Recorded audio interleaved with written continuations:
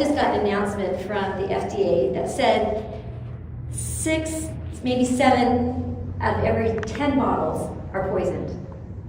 Or 6 or 7, every little treat that you buy for your kid, fruit snack, is poison. And it will kill your child if you consume it. What's your reaction? Homemade. It's like, would you give your kid that bottle? Would you give your kid that snack? Okay. Now, if that was truly the case, how many entities would be out there stopping whatever's going on? To put a stop to it, correct it, fix it, do mitigation, whatever it took to make sure these kids were kept safe. Now, there is 7 out of 10 kids dying from unintentional fentanyl poisoning. 7 out of 10. The DEA has found that those pills, that when they start counting them and looking at them, they're contaminated with 100% fentanyl, or it takes 2 milligrams to overdose on. And that's probably 5, 6, 7 little grains of salt. When you say 7 out of 10, are you talking about 7 out of 10 children who use drugs, or 7 out of 10 children? 7 out of 10 people who are using drugs. So sorry. Yeah. So it's illicit drugs. It's illicit drugs or recreational drugs. Okay. But we're going to get to the verbiage so that we can all make sure we get this right, because we have stigmatized this so much that we think drug addicts. What comes to your mind? You know, you're thinking of some guy in the gutter, been homeless, menace to society, whatever. Our minds conjure up.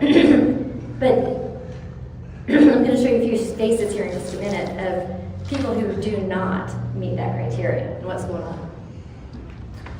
Here we go. So when I was talking about earlier how it impacts all of us, all of our families, does it mean that we're bad parents if our kids do drugs? No. I think we all do our best, considering there isn't a handbook just yet. Maybe ChatGPT will come up with one day that will work, but for now there isn't. So why is it then that, I'm role playing here. Sandra, your kid's on drugs, but you kept it a hidden secret. Why? Why can't you go tell her? I might ruin their reputation and mine. That's one reason. But it has to do with empowering parents with the information they need to help save, essentially, really, truly save the lives of their own teenagers. And if you don't know what's going on, or you don't even know where to start, there's so much information to go through. And I am going to be sharing a few of my personal stories with you with our journey with our teens. Naughty teens. We've been through the ringer, but we have a lot of lessons learned the hard way. And I'm sharing those to teach you what not to do, for one. And 2, to let you know that this I'll call it an epidemic crisis, doesn't discriminate families. I don't care if you're the best mom in the world and you do check everything by whatever book's out there, or the most, poor, impoverished family that's living in the ghettos. This is affecting everybody equally. Okay, we'll talk more about why that is. But thank you for being here. Now, there was so much information to cover. I was like, oh my gosh, I could talk for hours tonight. Each topic in itself could talk for a week solid. So I'm going to try to stay kind of at a high level. But in order for you guys to have the information, to have this all come together and you can do deeper dives yourself, sounds so neurotic, but I created a 47-page document for all of you. And hopefully that scans. I just created that right before it came. It worked for me, so hopefully that will work for you. And it has like a parent handout sheet for each of these topics. And it's gonna go into a lot of detail. And you can go into as much or little as you'd like. But I will be referencing that on different pages as we go through it, because obviously I can't have everything up here on the slide.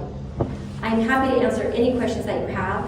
If for some reason there's something that I may not know, I'll just simply tell you I don't know, and I'll get you information and I'll get those answers for you.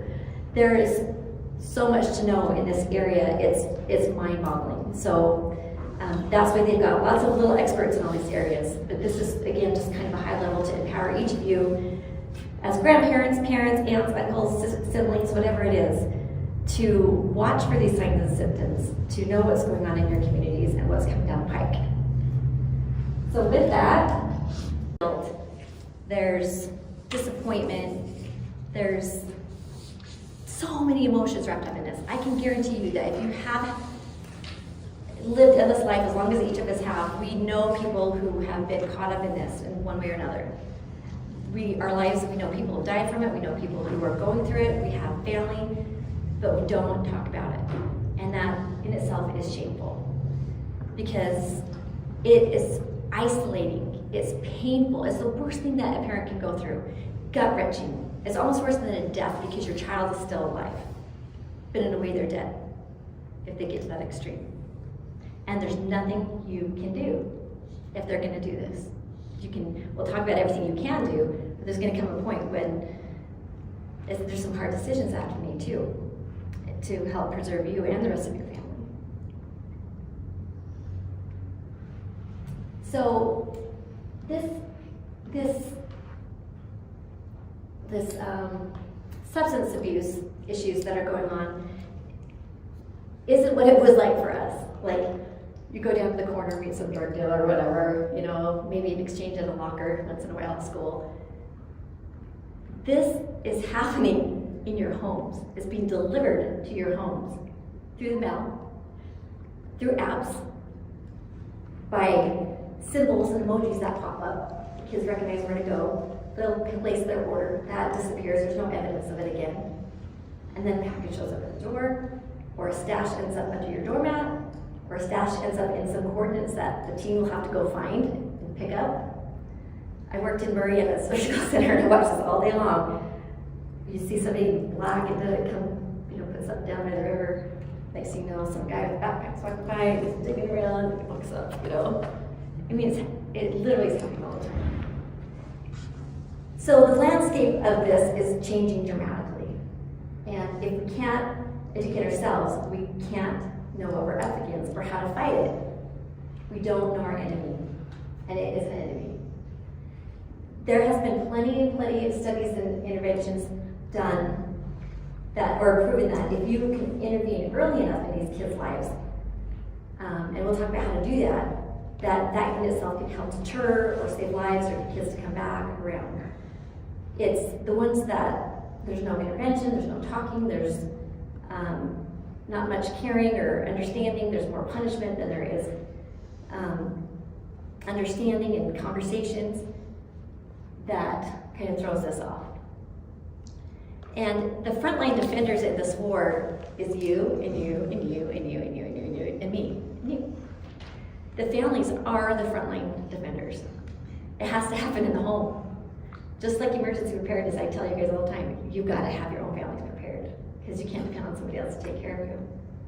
Now, if there was a war being waged and somebody was working full-time every single day with armies of like hundreds of thousands of people behind them to figure out how to mess your kid up and get him addicted to drugs as early as they could to guarantee ongoing income,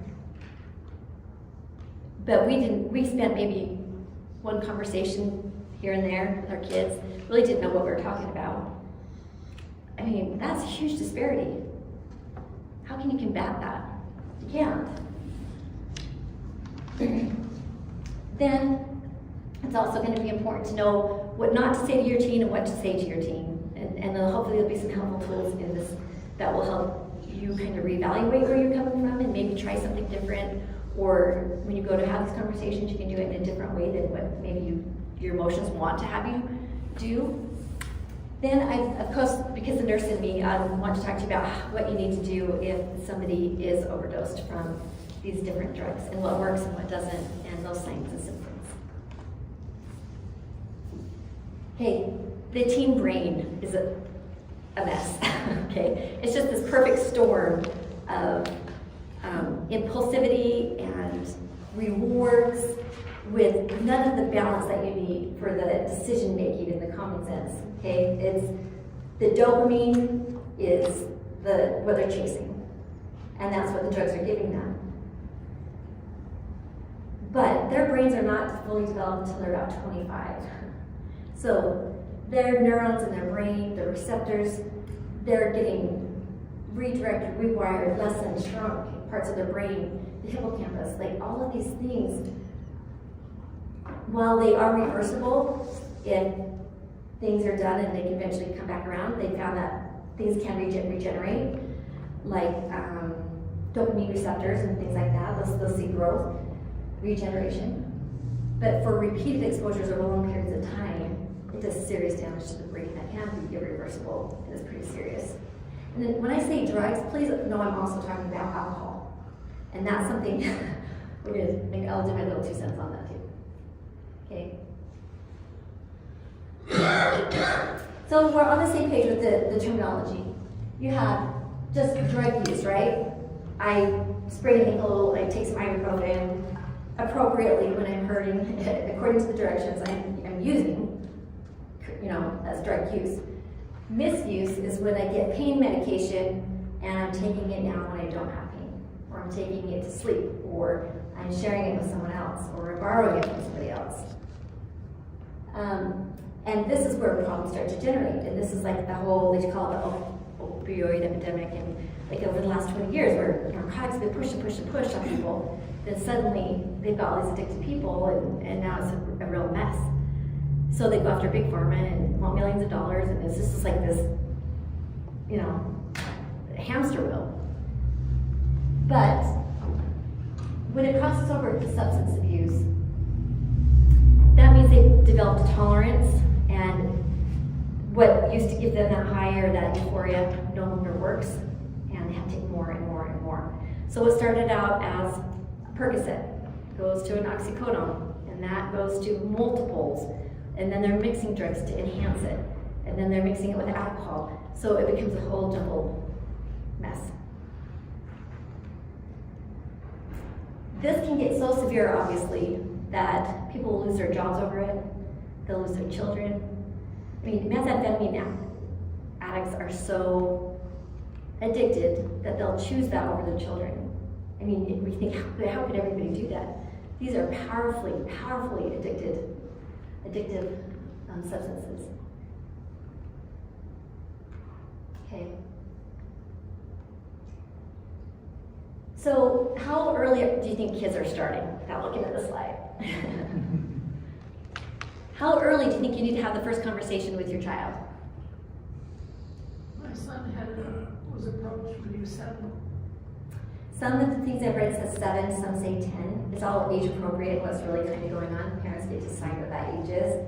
And certainly you don't want to come down and you got to do this in little pieces. But that's the key, is to do it in little pieces. Having open conversations. Hey, I heard this. What did you hear about this? What do you know about this? Open-ended, non-threatening conversations that establish trust and that are done respectfully without fear of retaliation or punishment. That will set a daily, weekly, whatever it is, pattern that will just be natural. If you wait to see, I'm gonna just, I suspect something's going on, I'm just gonna hold out, it's probably just teenagers act this way and you dismiss it, or you're gonna wait to see if you can catch them in the act, or you're just too afraid to have those conversations. Okay. So this chart shows the different types of substances and how early the kids are using them in the United States. So by 12, 13, you're chasing it already. So if you haven't had these conversations before that or established those communication lines, you got a little bit of catch up to do. We'll show you how to do that. But the earlier they use, the longer they use, the harder this is going to be. So even if they start using, wait till you're 17, 18, 19, 20, whatever, they'll have a better chance at hopefully having better success later in life than they would if they started really young. Now, as you know, these decisions bring about other questionable decisions, which also brings up topics about sexual activity and relationships, and just a myriad of other things. So you might need to be prepared to have a couple conversations there. All right, why are kids using drugs? Give me some ideas. Abused. Yes, they have PTSD, they've been abused, never dealt with it, or maybe it's ongoing abuse from a parent even, or a sibling, for sure. Defiance. Defiance is a good one. You tell a teenager what to do, what are they gonna do? Yeah. So, it's gotta be their idea, right? See where that's going? All right, what else? It's happening in there. They're modeling the same behaviors as they see the people around them, whether that's alcohol or drugs. Well, they can have legitimate injury and guess he's Yes. using something. Exactly, the same scenario we just talked about. An innocent prescription, or, you know, maybe a few refills, has got their body dependent. And what they're not chasing a high now, because they know that they're not gonna get that same high, they just can't access that much medication, or it's becoming too expensive. What they're trying to do now is just to prevent their body from not going through withdrawals. The withdrawals are brutal, horrible body aches, horrible diarrhea, horrible vomiting. They want to die, and their life revolves around their next doctor's appointment to get the next prescription, or the next ER visit or hospital jump that they're going to go to find a prescription. Their lives are controlled. They are chained to doctor's appointments and prescriptions and trained to get those. Okay, peer pressure is a big one. Middle school. Middle school. So I had 3 girls. My husband over there had 3 boys. Came together. It was the brain brunch on crack. And I kid you not. These 3 boys were really hard, but I did have a daughter that was a bit of a challenge, and never thought my kids would do this, right? How many of us have said, my kids will never do that? Yeah. How many kids did do it? Don't raise your hand. Why? You know, and my husband said, you know, she's smarter than what you're giving her credit for. I'm like, nah, she would never do that. So curiosity got best of me, showed up at the school, kind of spied. She was a freaking baby in junior high. I was going through her stuff. I didn't recognize the stuff I was even looking at. She was so far ahead of me, it was not even funny. But a couple nights ago, I was talking to her and I said, hey, we haven't really brought this up much. You know, she's, I don't know, she's 24 now, 25. I said, why did you start doing that? Like, I mean, she came from a good home. I felt like I was a good parent. You know, we raised her with values and morals. I mean, I just feel like did I do something wrong? Like what? And she goes, Mom, it was 100% peer pressure. I thought my kids were like leaders, not followers. They're followers. This one is. It was 100%. She goes, I don't like the taste of it. I didn't even inhale it deeply like most everybody does. I didn't like the taste of it. Didn't really get past my tongue. But I did it for peer pressure because I wanted to fit in. Wow. Okay, these kids are under an extraordinary amount of stress these days, and their little brains were not meant to handle this type of stress. So what are they doing? They cave. They cave, they self-medicate, don't they? They'll do whatever it takes. They think marijuana calms their brain down. It makes them feel normal. It makes them feel relaxed. It makes them feel like they fit in. It makes them feel like they're being socially accepted. The pressures of what they're seeing going on in the world, the pressures they're seeing, the finances their families are going through, and whatever, you know, dysfunction maybe going on in the home that adds to it. I mean, there's so many things, competitive sports. Just the list that these kids have is overwhelming their little brains. And it's no wonder why they just want to shut it off. You know, and that's what it does. And they are inundated on social media and videos and movies with people normalizing drug activity. Songs are sung about it by famous people, rap songs. And on average, they're singing like 2 an hour or whatever, something like that. And if you're getting that repetition exposed to you, it becomes normalized to you. You become desensitized to it. What's the big deal? Everyone's doing it. You know, why not me? Can't be that bad. Yeah, can't do that. So, you know, and there's innocent things like kids going off to college wanting just the study. You know, they need something to help them stay up and concentrate. They might not have a diagnosis, but they'll take a stimulant to help them stay awake or help them comprehend material. And so it starts out kind of innocent, but it doesn't stay that way for long. Okay, there's some myths, and in the little booklet that you'll get, there's a lot more myths. I just picked a few of them. We talked about my kid would never do that. I can guarantee you the second that you start thinking your kid might be doing it, they've already been doing it for 6 months or longer. Easy. I will bet my non-existent paychecks on this. Okay? Weed is so natural, it's harmless. Okay, weed today is not the weed it was yesterday. 20 times stronger. It's laced with all kinds of stuff that we'll get into in a minute that can cause serious psychosis. And I can attest to the fact that it does, and it has an impact of our family. Well, you know, if you look at it, heroin is natural. Oh, It's good for puppies. Yeah. Yeah. But that's mild compared to what's going on. It's mild. You'll wish your kids were on that instead at this point in a minute. All right, addiction is a choice. We all have a choice. Their brains, they don't have a choice anymore once they get addicted. They can always stop. I can always stop. No, it's a myth. They are wired, they're done, they cannot stop. I can tell you, like, you see those videos where people are bent over, and they're like zombies, they're called like zombies, right? And they're so stoned that they look like zombies. And they're bent over, and in fact, their backs will go like hypnotic, like they'll be bent over walking like this, and they're 30 years old, you know? It's doing horrible things to them. Every one of those people say, I want to stop, I need help, I can't. Every single one of them, they don't want to be there, they don't want to do this. But in their minds, they don't have a choice, and stopping is not an option. Okay, it's just vaping, it's safe. Okay, the stuff that's going through this is just not, the nicotine is equivalent to an entire pack of cigarettes. The oils that they're using for marijuana are laced with fentanyl. It's not innocent. And it's so addicting that, I mean, they're puffing on it all the time. It's the biggest thing in high schools right now. It's horrible. There's so many bad side effects with it.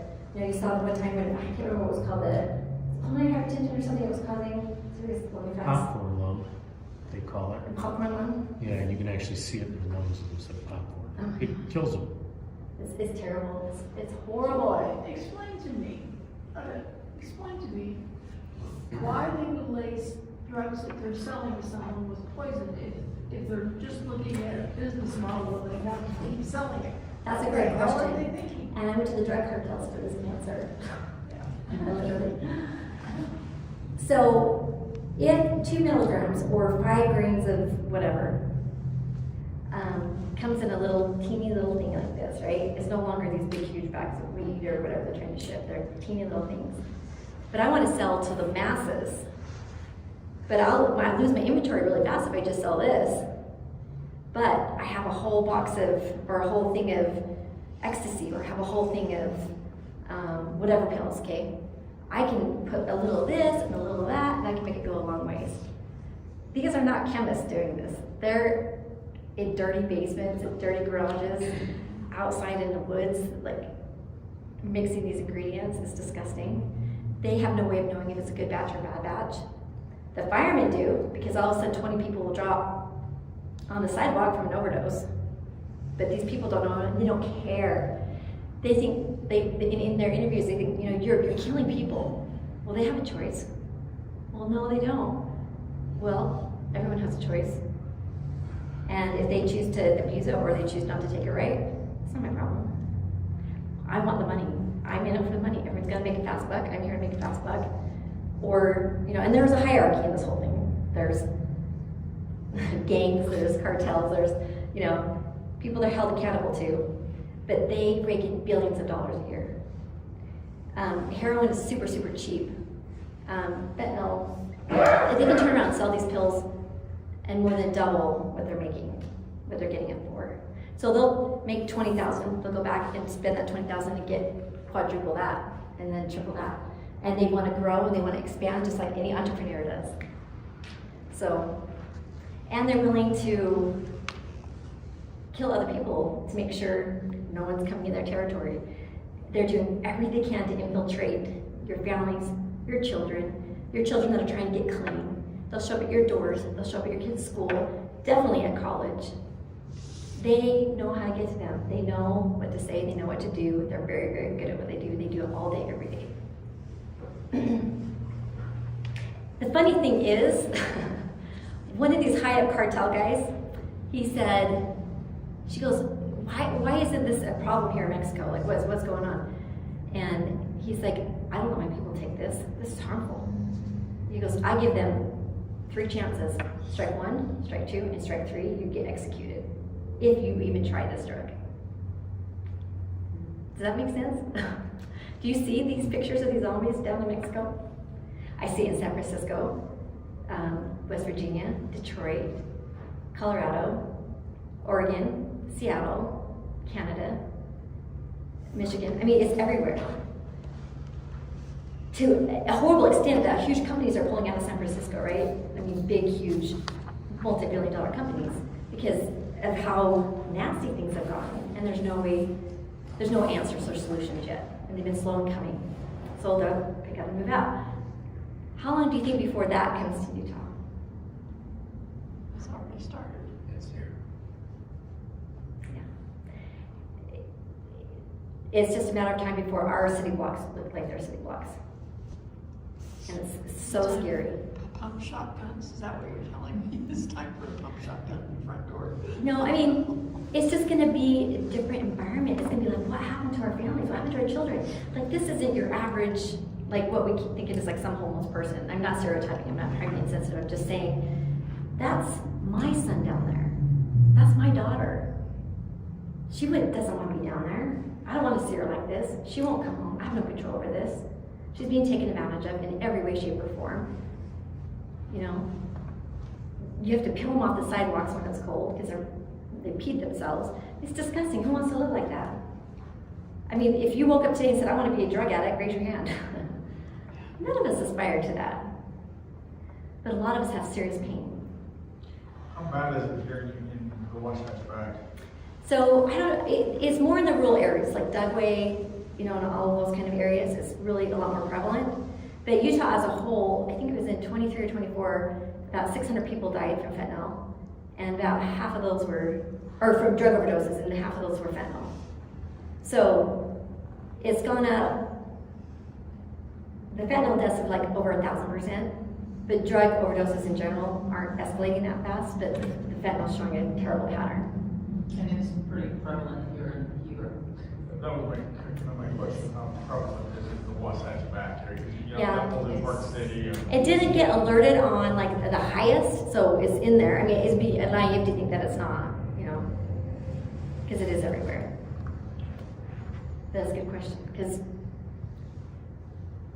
you want to know, and we'll get to all this about what your resources are, and I've got that information for you too. There's hope. There's hope. There's hope through all this terrible stuff. These are the faces I want to show you. Are these the faces that you see in those zombies? One time. This one, she was an all-star, 4.0, captain of every team. Her mom did not have a clue what she was going through. Not my daughter. She's so positive. She's just like, whatever. She doesn't know. She's the light. She's like amazing. She hid this so well that, and her parents are very well educated, came from an amazing home, had no idea that she'd been struggling for 8 years before they found out. They put her and spent probably hundreds of thousands of dollars on rehabs for her. They sat with her when she went through details, tried to rip her legs and do all these things. And, you know, I mean, the guilt this little girl felt on behalf of what she was doing to her family is horrendous, but the guilt that this mom feels, I'm going to give you a little taste of that here in a little while, but she went to rehab, and I think she went back to college. I don't know. I just read so many stories, but I think it was 2 or 3 days before she a drug dealer came to her, he didn't leave her alone, he gave her one pill and she died in her car, kind of overdose. Unintentional. You know, I mean, beautiful, beautiful girl. Their parents, like, I can't even talk about that crying. And I'm gonna give you a taste of that because I don't want to be the only one. But I just need people to think that it's not my child, because it is, or it could be.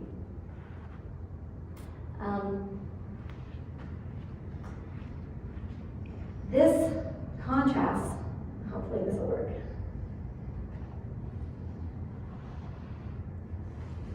With what long-term drug abuse can do to you, depending on the drug and the length of time. But this was somebody's beautiful daughter. Okay.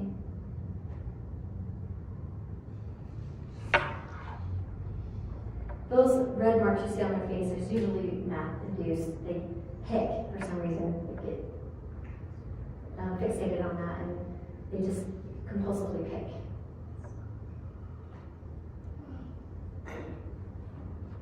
Their dental hygiene, they lose that. They lose their hygiene in general. Their teeth decay. I mean, they lose their teeth. I mean, it's just,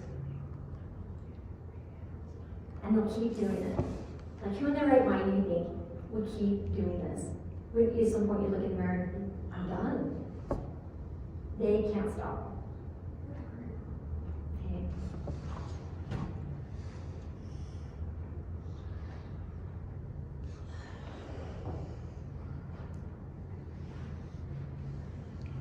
Elisa, Uh-huh. what sort of programs do they have to take to middle school, junior high, high school? Yeah, so we'll start talking about the resources, but they're like, remember the old DARE programs that used to come out, like, say, don't do drugs, say no drugs. Like, it really wasn't that effective because our kids still on drugs. So they're kind of trying to reinvent themselves and get back in and try to do things a little bit differently. I think Governor Cox is trying to implement a lot of money into doing things. I don't know exactly what yet, what those programs look like, but I think Chemtrails. What is it? Chemtrails are his favorite thing, $20 billion there. Chemtrails. Chemtrails, Cox. Chemtrails? He allocated and signed a bill for $20 billion for chemical trails. Oh, okay. Yeah, parodies. Okay, I got it. Okay. But when it's not happening in the home, it needs to be happening in the schools. I think 30% of schools, maybe if I read right, have anti-drug type programs. I think I read that 60% of schools have Narcan in their schools. And I don't know how that's working up here, or your schools have them here, or teachers and people are being trained on it or not. But we'll hit that one too. Okay. What are some signs, some early signs that your kids might be using? Not just being a teenager. There might be some. Personality change. Yeah, suddenly their personalities change. What about sleep change? Yes, sleep habits definitely will change. They might be up a lot more in the night, maybe munching a little bit more than they usually did at midnight. Not able to focus hardly. Right. When they were a kid who, I mean, when my kids were going through, he was like, kind of like our adopted. Yeah. He'd come over and he was having a hard time at home. It was obvious, but it was a lot of their family life. Anyway, after a while, you know, he was just like, hey man, Yeah. it's all good. And I'm thinking, no, it's not. Why are you thinking that? And then I started watching how his grades failed and all the things were going on. And I thought, geez. Okay. So anything for your child that's out of the ordinary, maybe different friends. If your children will not tell you who their friends are, that's a huge red flag. You need to know who their friends are. You need to go meet their friends. They need to come to your house. If they're not coming to your house, there's a red flag. My husband and I love this quote, and I don't know who said it, but I love it. And it's, show me your friends and I'll show you your future. And that is 199 million% true. Because peer pressure is so strong that whomever they're around is what they're going to adapt to. So I cannot tell you how important friendships are. But the thing is, like, I as a parent would be like, I'm going to pick up my kids and move them, we're going to get out of here. Do you think there's like some like amazing, magical place that doesn't have exposure to this. So, what other option do I have, realistically, for my kids? And empower them, right? Teach them coping skills. I'm going to teach them communication skills. I'm going to teach them how to increase their self-esteem, their self-confidence. I'm going to do everything I can as a parent. Talk to them. As a parent or parents. But there's missing components here. This is a war. This is a crisis. Me and my husband, we're two people. 7 kids, 6 kids, okay? I need help. I need a community. That's not gonna judge me. That will be there for me, or share their stories with me, commiserate with me, validate me, whatever it is. Okay? It is an isolating, lonely experience. And if we don't have an army of people strategizing to combat this, nothing's gonna happen. Okay. Let's see if there's anything else I want to say.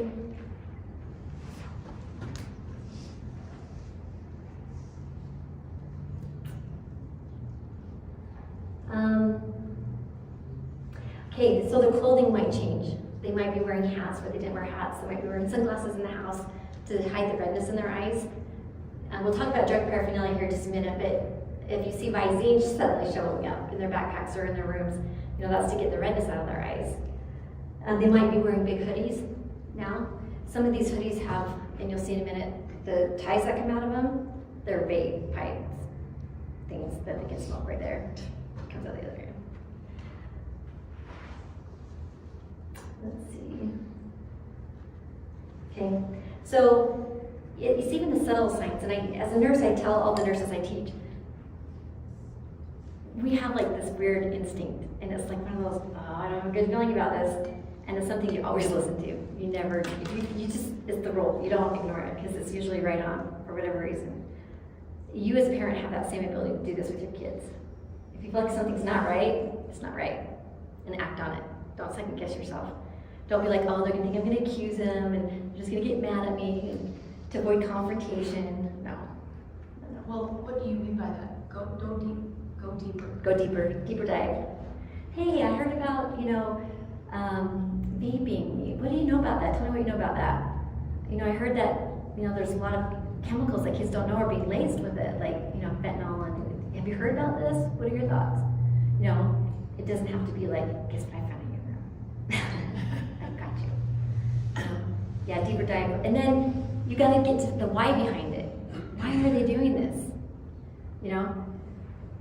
They've got to feel comfortable divulging that information and being vulnerable. It's hard for them to say it's peer pressure. My daughter's 24 before she told me it was peer pressure. Maybe something's happening to them that they didn't disclose. Maybe they were abused somehow. Maybe they feel like they've made choices and decisions they can't come back from. There's so many different reasons, and it's important that they feel that unconditional love and support. It's huge. It's everything.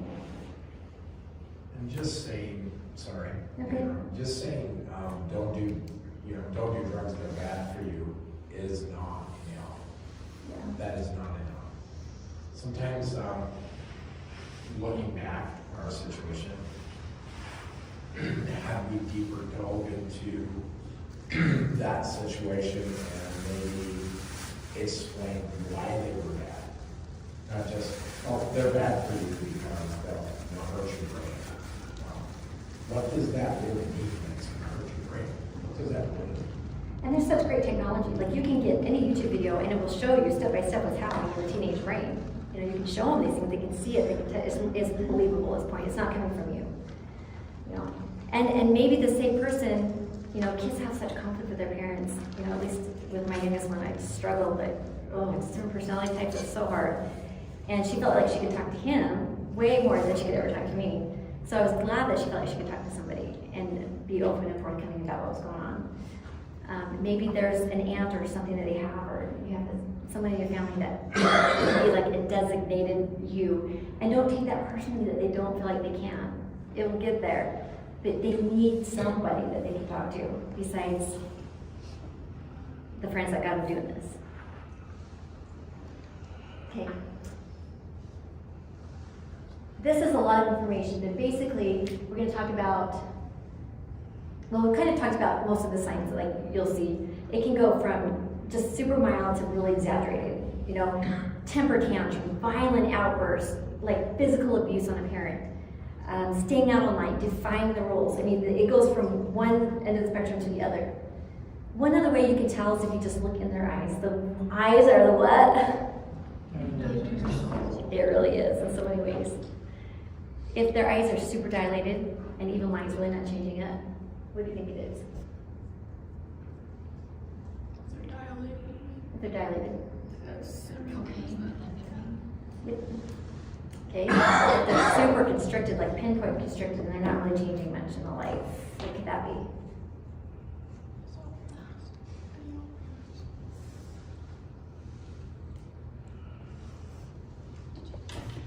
That's that first one.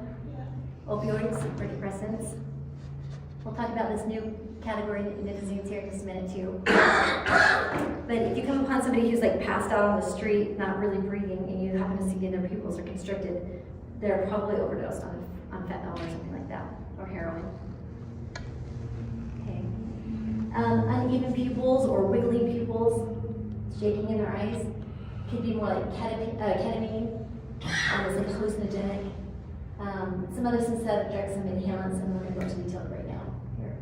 Okay, look at that first one. What kid's not going to want that? Do you read a little bit closer? What does it say? What are the red flags in that package? They're called Kittles. That's not candy. They're disguising this to make it look innocent and fun and attractive to younger and younger kids. They know what to do, they're smart. The second one is called party packs. This is ecstasy or MDMA, and this is what they do at rave parties mostly. Like put these big bowls out and it's a free for all, and you know, just kind of taking stuff. This is where a lot of people die of kids. These are not what I say. 7 out of 10 are not what it says it is. But could you tell a difference? Like on the Smarties, that looks like Smarties. Can you tell that that's fentanyl or another drug? You got it, like it's not. This one is actually really good. This one is actually Smarties. I did get the picture up where it looks a little more grainy. The edges don't look as smooth. There's just some subtle stamping changes to it. Super, super subtle. But the ones that are good are really, really good. And the ones that are just trying to pump them out really fast might slip up and make it look more obvious. But it's really hard. Like you're at a rave party, glow lights are going, people are dancing, you're high. Like you're not looking at this going, oh, I wonder what this is. You know? They trust that whatever's in that bowl is what they say it is. Okay. Some law enforcement found these mini M&Ms, and couriers were packing them in M&M containers to get them here. 90% of these come from Mexico. And then those Skittles, they're legit Skittle packs. That's all fentanyl inside that. Now they're not going to hand that to a kid on Halloween because they're not going to pay for it, right? But what would they want to try to do for kids?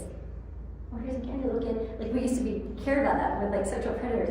Now it's like legit drug dealers who want your kids to get addicted early. So they kill them it does not make business sense to me. No, it doesn't. Because they just know that there's going to be how many more behind them. They are so cold, there's no remorse. It's business. Bad business, but yeah. I Bad get business. it. There's some that are like, no, I don't want my customers to die. They have a little higher ethics. You know, why would I want that? So they're a little more choosy, but that's far in between. Like in Detroit on Halloween is apparently a huge night for rave parties. And I don't think they're legal, but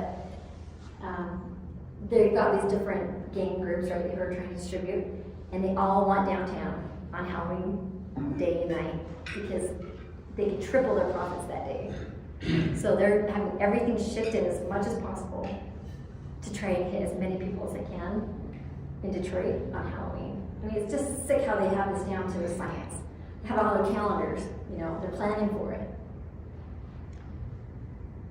Okay, what about that right there? What does that say? A lot of marijuana, THC. Okay, does any of you guys know what, like, if I took a dose, what it would be? And I don't use marijuana. What would a dose be for me? A naive person? Maybe 2 to 5 milligrams, maybe Really? That's 600? 600. That,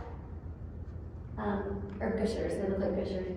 These, if you hear kids talking about, yeah, it's Doritos, they're more Doritos. The 600 milligrams of THC in them.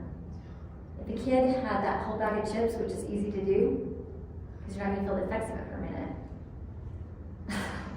you're going to be sick. You're going to be sick. It's Did terrible. they get the packages and open them They could just manufacture them on any printer.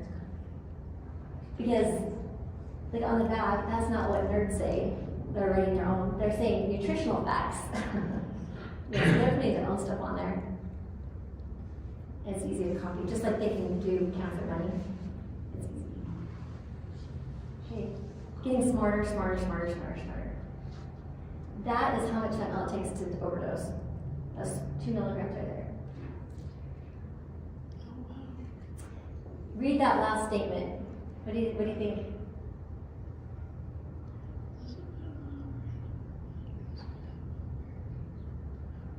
How does that make you feel? That these kids' choices aren't just affecting them. Obviously it doesn't, it impacts everyone around them, causes wreaks havoc on everybody. But it's killing infants. They're crawling around, putting things in their mouth. It takes a titch. So how are teens getting this? Social media influencers are in their face all day long. Look at me, I'm so happy, I'm doing this fun, I'm snorting this, I'm doing that. They're glamorizing it all day long. They're getting encrypted messages on different apps. They're all over the place. And you can't catch it. Like, remember Snapchat, like erase the message, you can go back and check your kids' Snapchats. It does this, it works like that too. So it's really hard. When I talk to people, like, where would you go to get drugs? You can get them anywhere. I'm like, I couldn't go downtown and get drugs. What are you talking about? Like, where do you get drugs? Anywhere. I'm like, you keep it more specific. You can go and ask anyone downtown, they will give you drugs. You may not even have to pay for it. I'm like, this is crazy.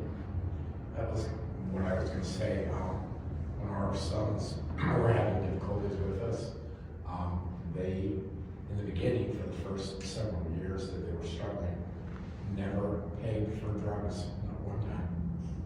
Not one time. Not once. Don't ask what they have to take a return to get that. All right. The dark web is a dark, dark place. Police can't figure out how it's happening. How can we figure it out? They're so, that's why we call it dark. They can't chase it, they can't hide it. I mean, they're trying to sue these big, like, Instagram and TikTok to, you know, have tighter controls to go fight these dangers. They've not been doing a good job of that lately. But there isn't anything they can't get on the internet, and I tell you, there isn't anything they can't get. And it's just not, I'm not talking 1 or 2 pills, I'm talking like distribution volumes, like huge. The rave parties are also known as farming parties. Everyone pulls their pills, so you never know where they're coming from. They're doctor shopping, they're getting fake prescriptions, they're forging. That's harder to do now with electronic prescriptions, but. And like I said, it's coming in the regular postal mail. And they'll have blitzes on the postal service and they'll try to x-ray things and catch it. Just like they do at the border. You know, they'll try and tap on the cars, they'll, you know, try to see if there's signs of what they're colluding with. They're not going to catch everyone going through. There's 2,500 trucks that go through some of these, one station, just one, you know. There's one, you know those sheetrock, how tight they are and heavy? You know, I'm talking about the big pallets. Okay, so there's a big truck that came through, a dog hit on a smell, pulled it in, and they pulled off the first 6 of them, and then it was all hollowed out, and it had huge effects. I think it was marijuana, but they're just getting so creative. I mean, he could have easily just said, go on through. But everyone's doing what they can to stop the distribution, stop it from coming in here. You know, they've got Marines and pilots and everyone trying to catch people when they're trying to come across the coast. I mean, there's a lot of things that are being done, you know, at different points. But there's not like a big, huge concerted effort in our families and in our homes and in our schools. And that's the part that gets me so passionate about making sure everybody knows this so they can be more involved. Okay, this, I was sitting in a class just like this, what, 15 years ago, 16, 17? And this lady had brought all this drug paraphernalia. It was a core class we had to take because one of the kids were on drugs, and as they made parents go. And it was Thanksgiving, and before I left, I was like, oh, I want a piece leftover pumpkin pie. And they had a couple bottles of whipped cream, and I went to spray it on my pie, and it didn't come out. I'm like, oh, that's stupid. Like, Phil, it's in there. And then I'm like, well, it's good thing I've got it back up. So I picked this thing up out. And I was like spraying it, like, it's not working, what the crap? I go to this class and I'm in it probably an hour, and then I'm looking at this and she's showing like drug paraphernalia. I'm like, why would she have whipped cream? Like, I don't have it. Like, I don't know what I was thinking. And then she started talking about huffing inhalants. I don't know if you know about that, you will in a minute. There's this audible gasp that came from me. I was like, I was like, oh, these kids are gonna die when I get home. The propellant, they can huff it and it gives them a super short high, like a meth high, super short lived. But it's like the dust off stuff you hear about. It's all anything that's in an aerosol can, anything really that has fumes to it, they can huff it and get high. Especially Takes a the lot. stuff that I had a secretary. She said, "Can I borrow one of these cans you get in Costco? You know, to clean off your computers?" And I said, "Sure, I guess." And so the next day she goes, "Well, I was using that one. The next day I came in, my plant was all over the floor, and she was vacuuming up clods of dirt with my vacuum." I'm thinking, "So what are you doing?" "Oh, I knocked your plant over." And I said, "Sit down." And she sat down. Plant was way in the corner. I mean, she had to walk over there to get it up. And I'm not going to call any names, but her dad is a sheriff's deputy. And I knew the family, and I called him, and he took her home. And they put her in lots of different places. And when it got tough, she'd say, "I want to come home." And they'd take her out. I'd think, "Why, are you out of your mind? Where's the tough love?" And I felt so bad because I talked to my son about it. He was, a computer guy at work, and he said, "Oh, Mom, yeah." It's prevalent. I It's know. going on right underneath your nose, literally. I want to show you this. It's like 18 minutes. I'm only going to show you like the first 4 minutes or so of it. I just want you to get an idea of what you're doing. So, if you decide to look in a kid's room, you've got to weigh the pros and cons. And you've got to do it from a place of concern and compassion and love. Not of, I'm going to catch you, I'm going to punish you, I'm not going to get one up on me. This isn't a power struggle. If you do this with purpose and with planning. Because this, for me, became an obsession. Like this kid, I was like, I was a ER nurse. I can tell if you're on drugs. I can look in your face and tell you what drug you're on. I'm like, I know what kids are doing. He was always a step ahead of me. In fact, there was one day I couldn't find it. I was obsessed with looking through his room. I knew he had it in the house. I knew it. And one of the other kids was in jail, and I talked to him, and I said, "Where has he hid these drugs? I know they're in my house. I know he's doing them. Where are they?" He's like, "Oh," he goes, "What's the one place you wouldn't look?" And I'm like, and he says, "Elisa, think about it. What's the one place you wouldn't look?" And I was sitting in my room talking to him on my bed. Guess where it was? Under my mattress. Because I'm not going to look under my mattress for his drugs. That's true.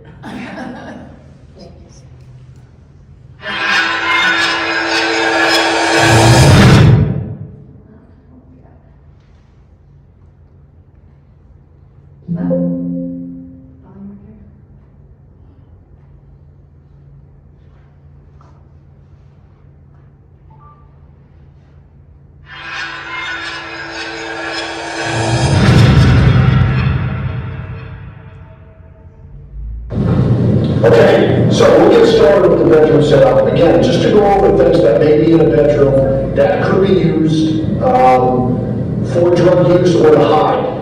potential drug use, okay? So again, things that are in the bedroom, okay? Something as simple as tennis balls, which definitely would not be out of place. What you need is a razor blade. Just give it a little slit, and now there's a nice little storage container. Whether this is kept in the bedroom or in the garage for all the other athletic equipment. Things that are readily available on the internet. Okay, just looks like a little ceramic dinosaur, but this is actually a pipe for smoking. You turn it upside down, you have the little bowl where you put the marijuana, and then inhale through the tab. I also have another one here, a little glass scorpion.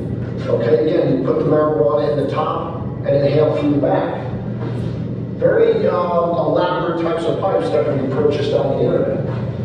If you see things in a bedroom that you're not familiar with, pick it up and look at it. Okay, this item, plastic, 2 pieces, has all little spikes throughout. It's a grinder. So if somebody has chunks of marijuana that are too big to roll, just put it in there, close it and twist. It grinds it down into manageable little pieces. Something like this stereo speaker, which a lot of people have in their bedrooms. You just pop the cover off, okay, and inside we have 2 packets of synthetic marijuana, okay, commonly referred to as K2 or spice. But again, very convenient hiding spot. This just pops up right on and right off. Things that you can purchase online or in places like Spencer Gifts look like legitimate products, but in this case, the shaving cream, the bottom twists off, or the Coke can, the top twists off. Okay, very convenient to hide things in there. Again, you stick this under their bathroom sink. Why don't you think twice to look at it differently? Something as simple as a baseball cap, right? How many of our kids have baseball caps? The one thing pretty much all baseball caps have is this sweatband on the inside. You fold it down, and here we have a single packet of heroin. It's very conveniently behind the sweatband. Okay, you can put pills back there, a little bit, use marijuana. There are even hats that can be purchased online that have hidden pockets in them. And it's something that we really would look twice at. Novels, books. All those, again, somebody needs as a razor blade. Open up to the middle section and cut out the middle section of some pages. Makes a nice little pocket. Here we have some packets of heroin. We have some rolling papers, straw for snorting. Okay, and when it's closed, there's no indication that there's anything stuck inside. Okay, so if someone's not aware, this is a great hiding spot.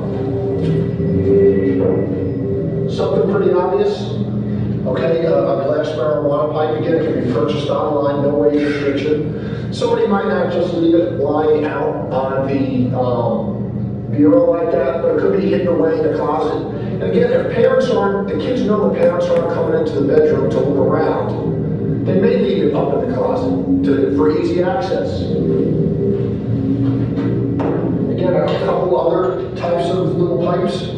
Okay, Hello Kitty, just a different glass design. The website I got these from, all different types of cartoon characters.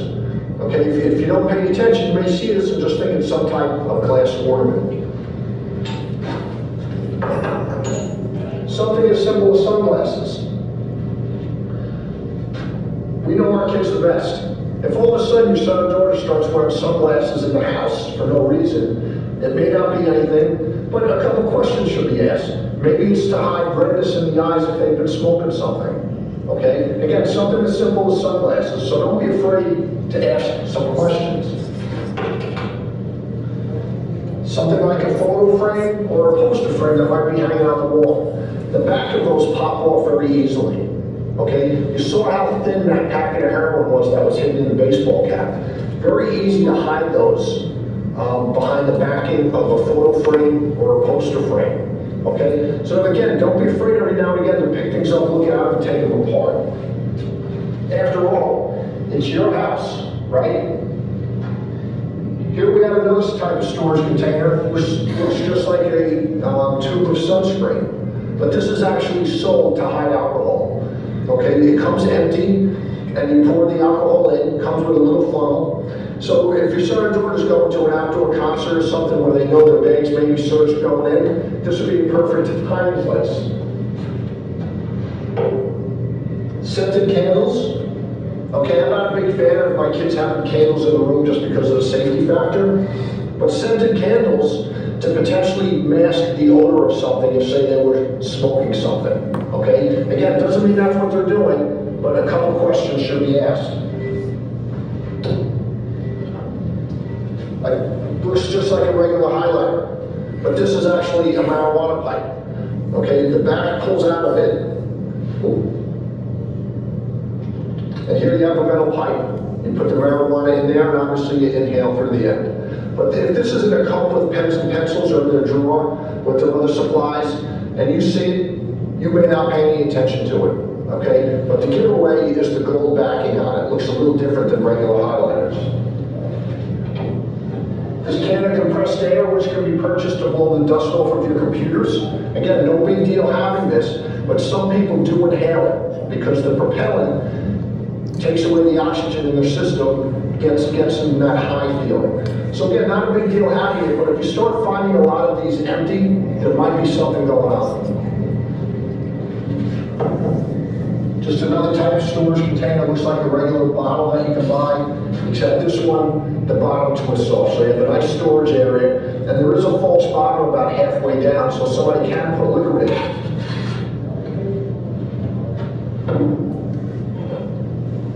Vaping, huge problem amongst teens. Going out to schools over the last couple of years, principals say this is their #1 issue. Not just the problem associated with nicotine, but a lot of these now, marijuana oil is being used. And with the high temperature that this vaporizes, it virtually eliminates that skunky marijuana smell, so it could be very difficult to detect.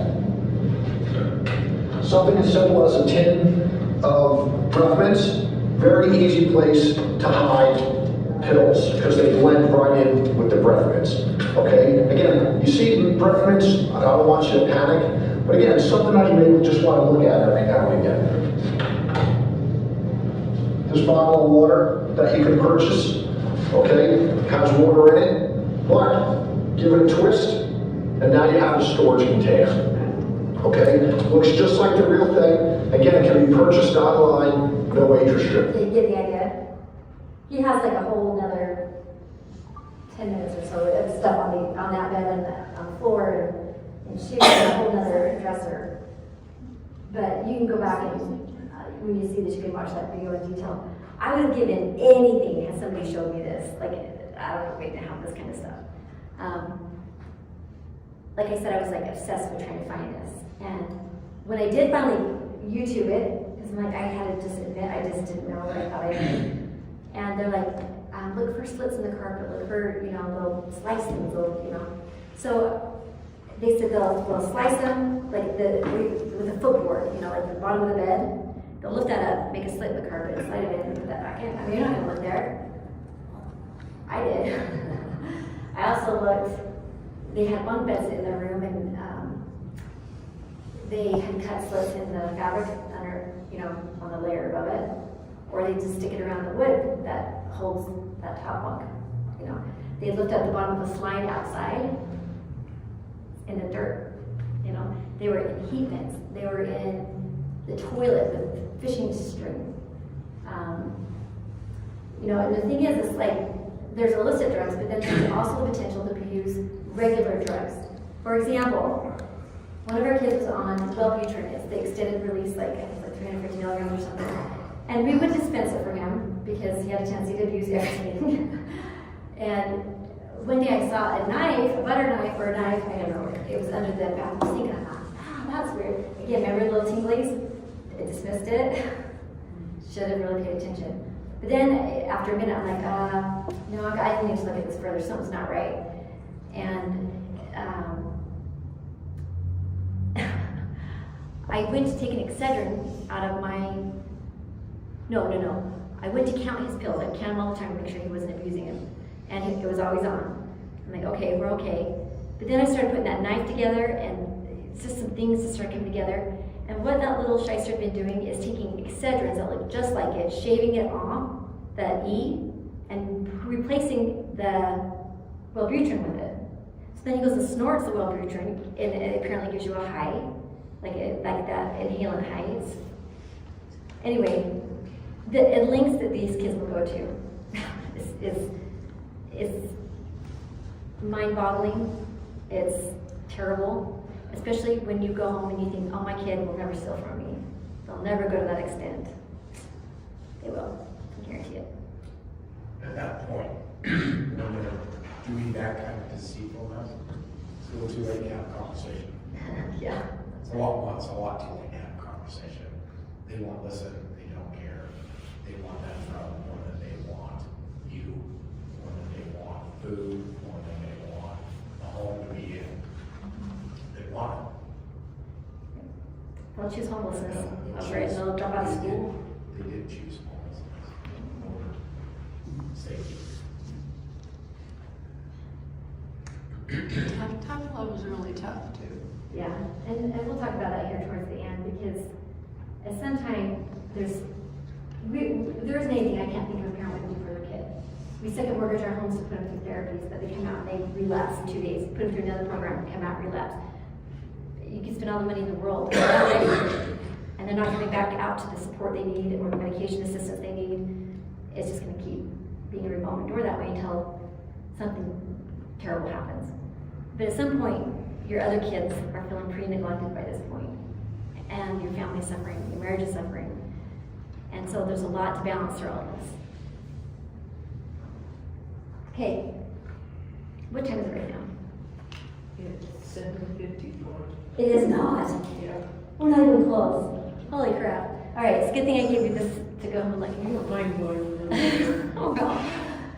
All right, in this packet, I listed every single drug, including all the new drugs that are coming out. Their signs, their symptoms, what they do, what type of drug paraphernalia. I've categorized it in different ways that makes sense to you, so that you know what you're looking for and what you're finding. We would find a cored out apple with a hole through it. I'm like, well, that's weird. I didn't know that you could take a screen from your water, that comes out of your sink, and make a pipe out of an apple. Okay, sneaky. So, there's different types of paraphernalia. It's just not, oh, I'm going to find a rolled up dollar bill. You would take pages of the Bible, because it's thin little paper, and use that as the wrap. Oh my gosh, oh, that's just terrible. Okay. These are examples of different types of paraphernalia that you might find. Like the highlighters was a new one for me. I would have never recognized that myself. Lip balm, that's a key fob. Like, who would recognize that, right? The important thing on this is those little baggies are called Wiggles. They usually have heroin in them. And if they don't want to get caught, sometimes they swallow them, and that can be detrimental. Because if it's not like triple layered and it leaks, it can overdose them really fast. And that happened a lot in the ER. They don't want to get caught, they swallow them. Okay, this new nitazines. They're 43 times stronger than fentanyl. They're synthetic, so they're made in labs. They're not like naturally grown. They require like maybe up to 4 doses of Narcan if it even works. And it's horrible. It's being laced in there just like fentanyl. And there is another drug called xylazine, that's coming out in your packets, that is an animal sedative for large cattle. And it causes bad sores, but and it's not even opioids, so Narcan's not even going to work on it. But these drugs all get mixed together, and they're getting hooked on all kinds of different stuff in one drug. So it's just horrible. Okay, here they are. In Russia, it's called mephedrone. It's called meow meow. One of these, they're done. They're addicted. Done. In Africa, it's called Kush. That's the zombie drug we have here. They get so many sores on their legs they can't even walk. And they'll all gather in one place. And somebody will die, somebody else will take their spot. They'll choose that over food. They'll choose that over anything. The reason they're doing it, the one thing that has all of them have in common is it makes them forget about their problems. That's it. imagine that much stress that you do this to your body, just forget about the problems. Nairobi, they're really poor, and so is glue, like they used to fix shoes, like yellow glue, or it's jet fuel because it's really inexpensive.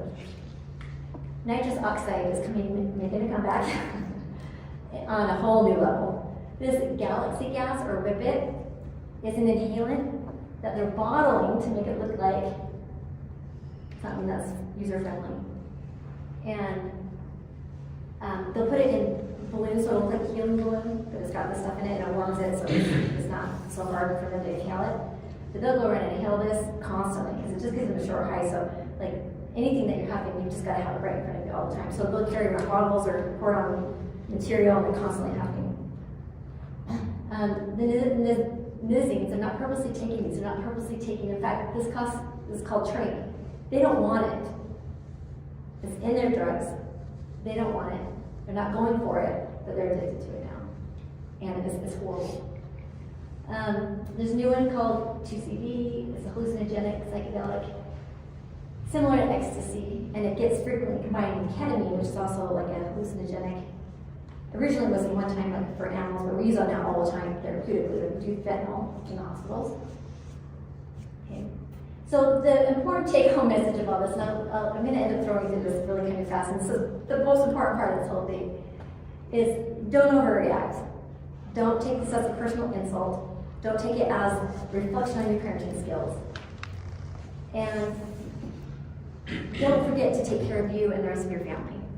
I became so obsessed with this that my adrenal glands stopped working and I have to take steroids every single day because my body can't make cortisol. The stress was amazingly overwhelming. It was bad. And don't think it didn't affect my other kids. You know, I'm like, oh, they're strong, they're fine. It's the silent ones that you need to be worried about. The ones that aren't talking, the ones that are thinking like everything's okay. It's not. Okay, so safety first, no matter how you're handling it. If they're abusive to you, that's not okay. Setting boundaries is hard. How do you set boundaries with someone who is obsessed with these drugs? Will do anything, they'll life, they'll steal. How do you set boundaries? I'm gonna take away your phone. Really? What's another way you can say that or reframe it? You know, hey, let's make a deal here. Like, we've got to have some serious boundaries. You can't be doing this in my house. You know, if this comes into my home again, you can't say, I'm going to take away this or this, because you're going to be able to follow through with it. And if you take away their social, they'll just isolate them even more. You know, you could say something to the effect that maybe we're going to start randomly checking your room. You know, we're going to have to do this, we're going to have to show up at your school, you know. Or help them, they then think of the consequences. So, you know, there's just so many different ways to do this. So, my son was using, and I went to school with him, and I took him to the resource officer. And I told the resource officer, this is my son, Brandon. He's using drugs, and these are a few of his friends. So I suggest, if you see them together, they're probably doing drugs. And he was arrested that afternoon. Yeah, we go right back to it. You know, there's a loving way to say this. I love you too much to see you do this to your body. I care about you too much to give up on you. We're a team. We're going to stick in this. We're not going away. Lisa, I'm trying to think what parents can do, because I'm sick to my stomach about it. So that's what goes back. As parents, God, we did everything we could, but we were absolutely alone. You know, didn't have any resources. Would it help to teach your children that you're going to have some really stressful times in your life? Yes, that's coming up. You need to teach them emotional and psychological, physical coping skills. You need to teach them how to look at things differently, approach things differently, think about things differently. Before this, you can't do this the night of conversation before they go into a rave party for the first time. It's not going to work. Then get other people involved. Like if you had cancer, right? Are you just going to sit and go, well, I hope this goes away? No, you're going to be calling your general practice, your oncologist, the radiologist. You've got a whole team of doctors and nurses. Why should that be any different for our kids who are on these drugs that can't get off? There needs to be an army of specialists and people to support us. Okay, now if you get to the point where it's too much on your family, it's too much on you, it's taking a brutal toll, you've planted seeds, and you've got to be okay knowing you've done your best, and you've got to hope there's a higher power that's watching over these kids, or you'll never stop. You'll parent your kids on your knees at this point with tears all the time. It's so horrible. But you've got to go on for your other children, for your spouses. You know, no one else has to suffer because of these decisions. And it's a horrible, horrible place to be as a parent. I hope no one has to ever go through that. These are ways you can, this is on your handouts, that you can talk to the other siblings and offer support and counseling. Get them into counseling. Even if they say they don't need it, they need it. Just give them whatever support they can. Just say, hey, there's someone you can just talk to. Just give them a shot, you know, and do your homework on them so you're not giving them somebody who's, what's wrong with them? They're on drugs. Okay. All right. They don't need judgment. They don't need lectures. They just need you to be present. They need boundaries. They need structure. You need to control your medications and over-the-counter medications in your house because they can abuse just about anything. Okay? Encourage healthy outlets, mental support, counseling, peer groups. There's my little quote. And the coping skills. And you know that you'll be in this for the long game. And these are a bunch of things that you need to take under consideration, or things that you can be thinking of. And on the last pages of these documents, I've got like 2 pages of resources. There's federal, national, state, local resources. There's so many groups out there doing their thing, but it just seems like there's just not this coordinated effort. Like you can go here and you can get this, or you can go here and get some parental advice, or you can go here and get this medication, or you can, you know what I mean? It just, something bigger needs to happen. And it needs to stop being criminalized because these aren't criminals. They're addicted. They have a brain disease at this point. Their brains have been altered, rewired. Okay. Now, it's not knowledge is power. It's applied knowledge is power. If you walk away from here and don't do anything, share this information, this has been a waste of everyone's time. Okay. Build empathy for these people. When you look at them again, don't ever look at them like that they're creatures of the night. Like they're somebody's son or daughter. Sorry, can I say something? Yeah.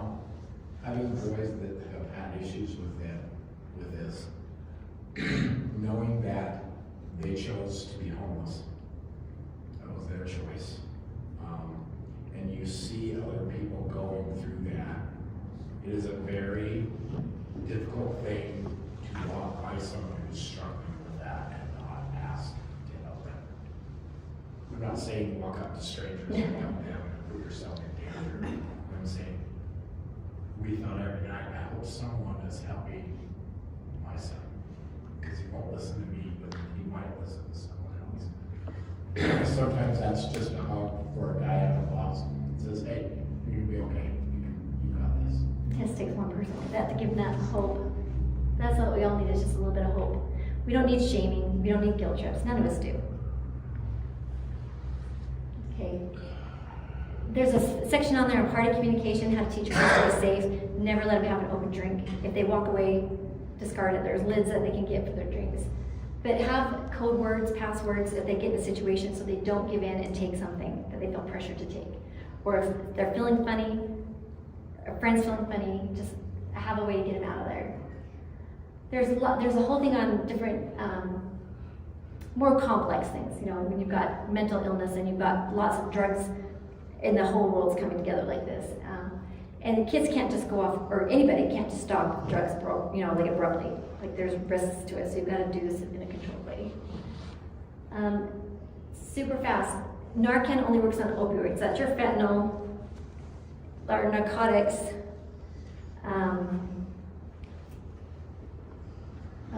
This one's like 10 minutes. Anyway, if you can, go back and watch the story on Lauren Cole. Write that one down if you can, or take a picture. And I really want you to, like, if you can't do it tonight, I want you to listen to that. that pain. Like, not to feel bad, not to make you feel bad. But it's so powerful because you can put yourself in that place and you can feel it. Because it could have been you. It could be you. It could be your son. It could be your daughter. It could be your grandchild. And it humanizes this experience. You know, you go through, what if I could have just saved her? You know, because we all think we can save our kids. Sometimes that's not our job. Sometimes it's not our job sometimes. If you can, please listen to that. Okay, if you see somebody down, not breathing, there's places that will give you Narcan for free. You can get it and pay for it from a pharmacy. I think our the vehicle place, is that where she told us? DMV. DMV? Yeah. Yeah. And in Salt Lake, we can get it from the library. So You can get one. but it has somebody go back and get two. Because the Narcan only lasts for a short time, but the opiate stays on board a long time. Oh shoot, I want to show you this. How do you administer it? Oh, there you go. Yeah, so it can come intramuscular or in the nose. You just spray it in the nostril. You wait a couple minutes. If it's not working, they're not waking up, give them another squirt. So it's nice to have a repeat dose. Oh, where was this? Let me think. Oh my gosh, hold on. This is a must-see. Hold on. No. Oh, here's this thing. Bear with me just 1 second. Can I show you this? Hold on.